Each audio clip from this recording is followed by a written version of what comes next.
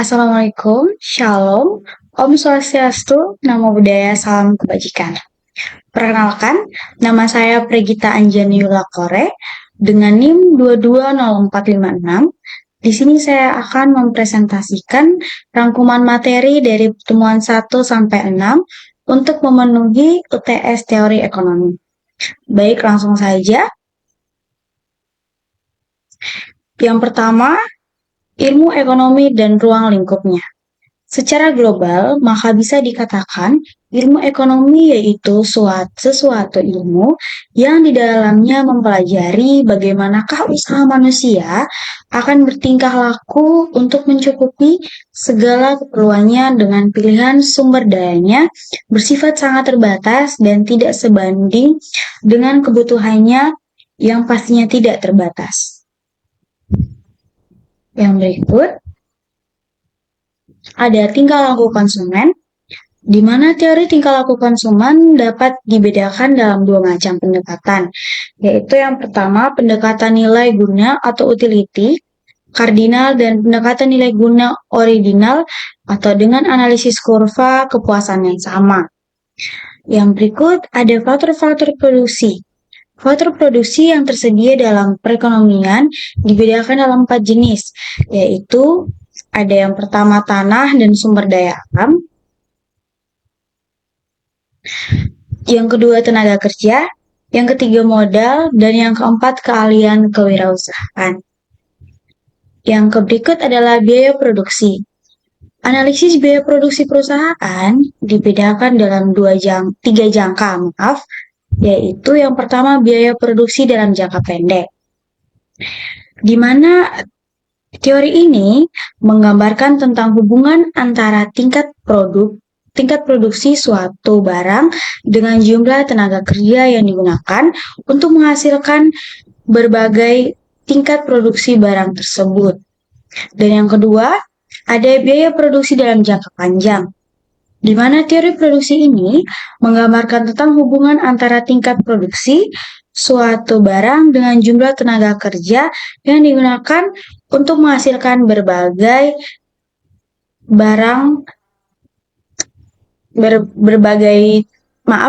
tingkat barang produksi tersebut.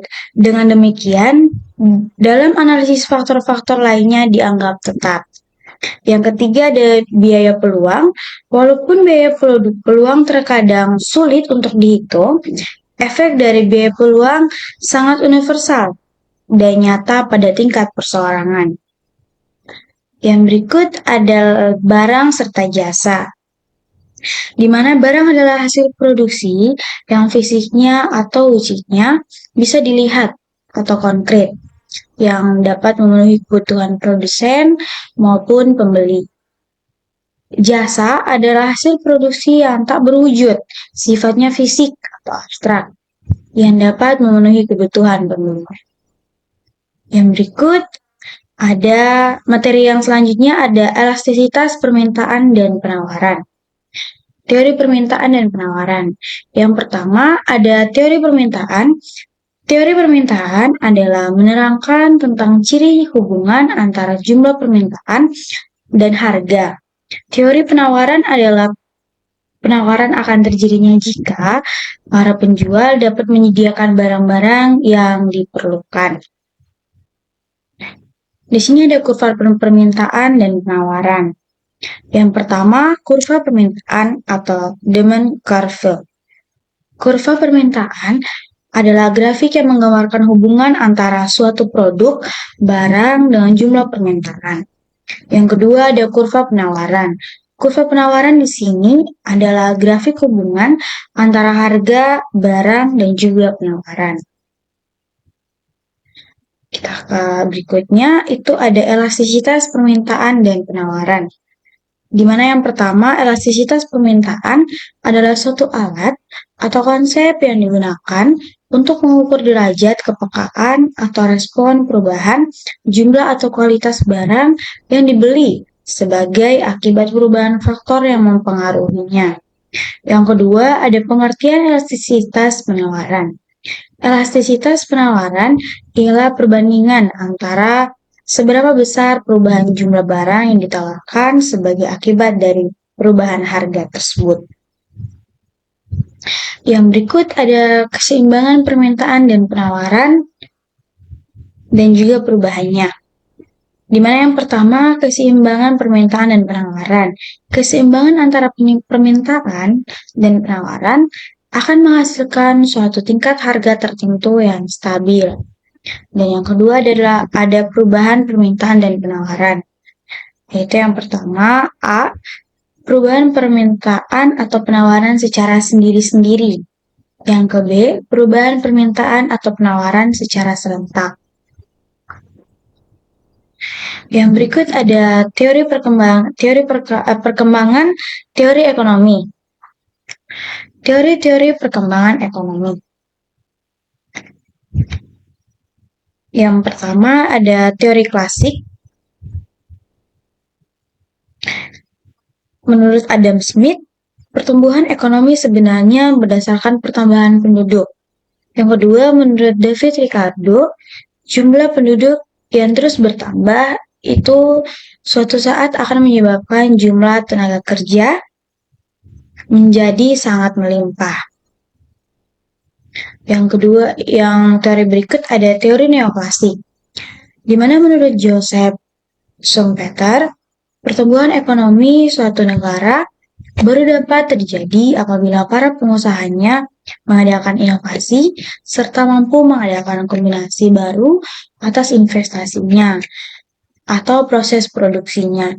Yang kedua, menurut Robert M. Solow, pertumbuhan ekonomi merupakan rangkaian dari kegiatan yang bersumber.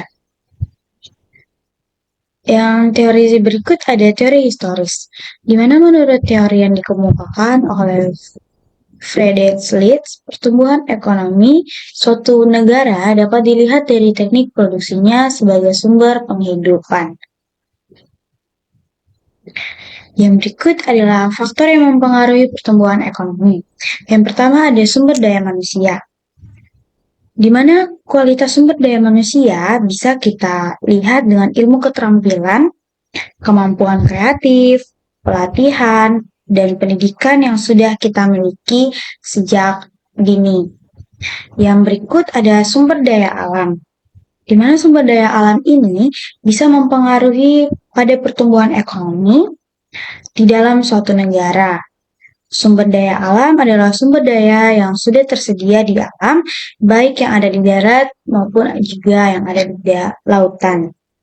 Yang ketiga, pembentukan modal, di mana pembentukan modal bisa meningkatkan ketersediaan modal pada tenaga kerja, bisa meningkatkan rasio modal atau tenaga kerja juga. Akibatnya, dapat meningkatkan produktivitas yang bisa menghasilkan pada peningkatan output dan pertumbuhan ekonomi di dalam suatu negara. Yang keempat ada pengembangan teknologi, di mana teknologi memiliki sifat atau jenis pada instrumen teknis yang dipakai dengan sejumlah tenaga kerja. Perkembangan teknologi juga memiliki andil terhadap peningkatan produktivitas dengan jumlah sumber daya yang sangat terbatas. Yang kelima ada faktor sosial dan politik, di mana kondisi politik suatu negara bisa mempengaruhi pertumbuhan ekonomi dalam suatu negara tersebut. Jika suatu kondisi politik dalam suatu negara stabil, akan berjalan dengan baik dan dapat memberikan kenyamanan terhadap para masyarakat, juga bisa mendukung peningkatan kinerja kerja yang ada di dalam negeri. Kita lanjut ke materi selanjutnya, ada teori biaya dan permintaan. Pengertian teori biaya dan permintaan. Teori biaya adalah suatu cabang ilmu akuntansi yang mempelajari tentang biaya itu sendiri.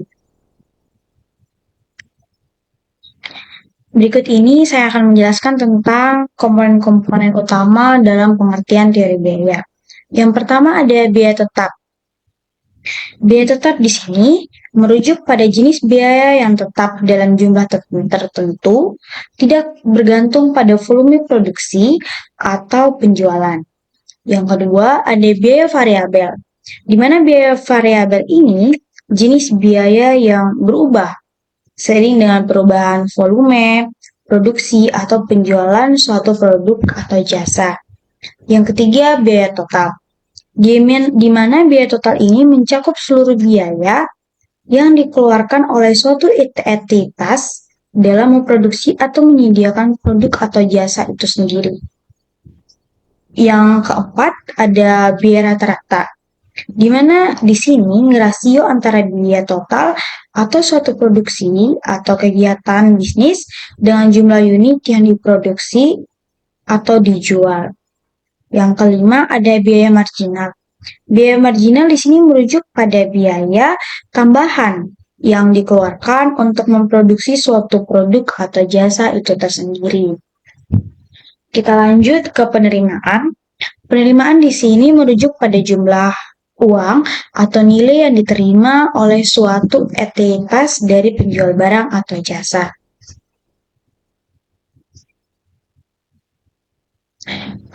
Selanjutnya ada jenis-jenis teori penerimaan. Teori penerimaan konsumen menjelaskan bagaimana konsumen menerima dan menanggapi informasi tentang harga, kualitas, dan ketersediaan barang dan jasa.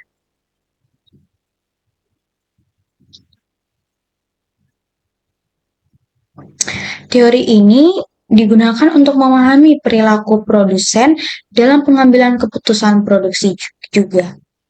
Yang kedua, teori penerimaan produsen menjelaskan bagaimana produsen menerima dan menanggapi informasi tentang harga, biaya, dan permintaan barang dan jasa.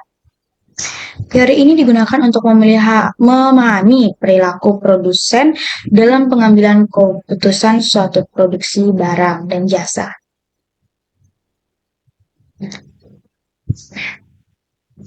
Kita masuk ke tantangan dan kesempatan teori biaya dan penerimaan dalam konteks global. Itu ada 5, di mana yang pertama ada diversitas faktor produksi. Dalam konteks global, produsen harus menghadapi keragaman faktor produksi yang tersedia. Hal ini dapat menimbulkan kesulitan dalam menghitung biaya produksi itu sendiri. Nah, yang kedua ada perbedaan peraturan dan kebijakan. Di mana perbedaan peraturan dan kebijakan di berbagai negara dapat mempengaruhi biaya dan permintaan produsen. Yang keempat, ada pemanfaatan sumber daya yang lebih.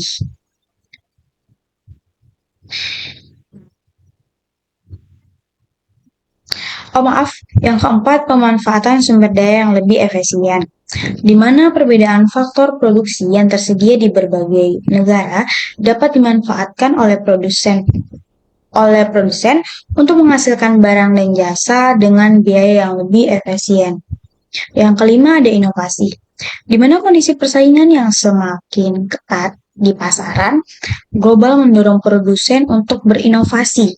Inovasi dapat membantu produsen untuk meningkatkan biaya produksi penerimaan itu sendiri.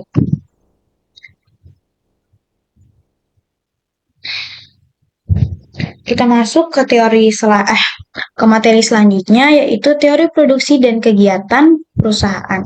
Di sini ada bentuk-bentuk organisasi perusahaan. Perusahaan adalah institusi atau lembaga yang menggunakan atau memanfaatkan dan mengorganisasikan faktor-faktor produksi untuk menghasilkan suatu barang-barang dan juga jasa. Baik, di sini ada organisasi atau lembaga yang digolongkan sebagai perusahaan dalam banyak literatur hanya terdiri atas 3 macam. Yang pertama itu ada perusahaan perseorangan, di mana perusahaan yang dimiliki secara perseorangan yang memiliki tanggung jawab yang tidak terbatas. Nah, yang kedua ada kerjasama atau persekutuan. Jadi, orang-orang yang bergabung dalam perusahaan ini, beberapa di antaranya memiliki tanggung jawab yang tidak terbatas, sebagaimana layaknya perusahaan perseorangan. Nah, yang ketiga ada perseroan, di mana perusahaan yang dimiliki oleh seorang atau lebih yang menjadi pemilik saham atau share perusahaan. Perseroan perseroan yang relatif besar dapat menjual sahamnya kepada masyarakat secara terbuka, perusahaan terbuka melalui bursa saham atau menjualnya kepada siapa saja yang berminat secara tertutup. Kita lanjut ke perusahaan ditinjau dari teori ekonomi. Dalam teori ekonomi, pemisahan terpenting dalam menghasilkan kegiatan perusahaan adalah mereka akan melakukan kegiatan produksi sampai kepada tingkat di mana keuntungan mereka mencapai jumlah yang maksimum. Keuntungan atau kerugian adalah perbedaan hasil penjual dan biaya produksi. Kita lanjut ke fungsi produksi, di mana di sini fungsi produksi adalah hubungan teknis antara faktor produksi atau input dengan hasil produksi atau output. Di sini saya akan menjelaskan tentang teori produksi. Teori produksi dalam ilmu ekonomi membedakan analisisnya kepada dua pendekatan berikut. Yang pertama ada teori produksi dengan satu faktor berubah. Itu mencakup tiga. Yang pertama adalah produk total. Produk total merupakan jumlah total dari semua hasil produksi dalam periode tertentu. Yang kedua ada produksi rata-rata, di mana produksi rata-rata adalah jumlah produksi yang dibagi dengan faktor produksi yang digunakan selama proses produksi. Dan yang ketiga adalah produksi marginal, di mana produksi marginal adalah tambahan total hasil produksi yang diakibatkan oleh pertambahan jumlah faktor produksi variabel yang digunakan. Yang berikut ada produksi dengan dua input variabel. Produksi ini merupakan kombinasi antara dua faktor produksi variabel untuk menghasilkan output atau hasil produksi yang sama.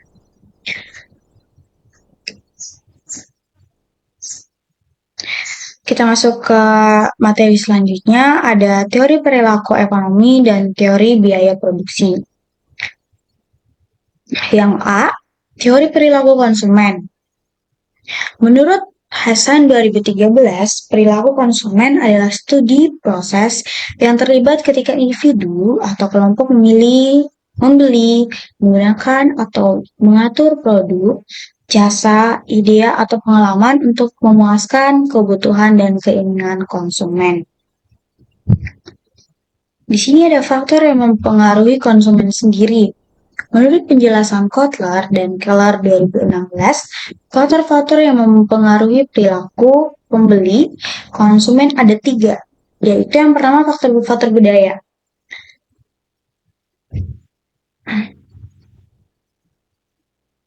Yang kedua ada faktor sosial dan yang ketiga adalah faktor pribadi. Maka dapat kita simpulkan bahwa dalam melancarkan melancarkan pengembalian keputusan pembelian terhadap produk atau jasa yang dilakukan oleh konsumen sangat dipengaruhi oleh faktor-faktor tersebut. Walaupun nantinya pengaruh terhadap konsumen akan tidak sama dengan beragam. Oleh karena itu, perusahaan melakukan kegiatan penawaran produk, perusahaan harus dapat memperhatikan dan memperhitungkan faktor-faktor tersebut yang ada. Yang berikut ada jenis perilaku konsumen. Jenis perilaku konsumen di sini memiliki perbedaan antara konsumen yang satu dengan konsumen yang lain, dan juga bermacam-macam modelnya. Contohnya ketika konsumen akan membeli atau sebelumnya melakukan pembelian terhadap produk furniture, konsumen akan terlebih dahulu melihat bahannya, kegunaannya, manfaatnya, dan juga lainnya.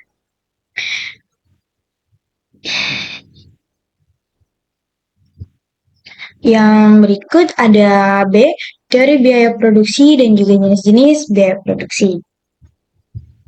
Biaya produksi adalah biaya yang terjadi untuk mengelola bahan baku produksi menjadi produk yang siap untuk dijual. Berikut ada jenis-jenis biaya produksi. Yang pertama ada biaya eksplisit atau langsung, di mana biaya ini merupakan jenis biaya produksi yang dialokasikan perusahaan untuk membeli sejumlah kebutuhan dengan pembayaran tunai. Dalam hal ini, contoh biaya produksi adalah pembelian bangunan, tanah, mesin, gaji karyawan, dan bahan baku lainnya.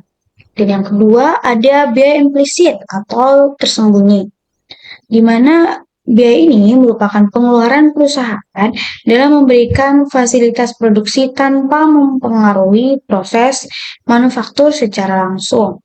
Contohnya di sini adalah perawatan mesin, pelatihan SDM, biaya sewa, dan sebagainya. Baik, terima kasih. Mungkin sekian presentasi rangkuman materi dari pertemuan 1 sampai 6. Saya Pregita Anjani Rakore, pamit undur diri. Assalamualaikum, Shalom, Om Swastiastu, Namo Buddhaya, Salam Kebajikan.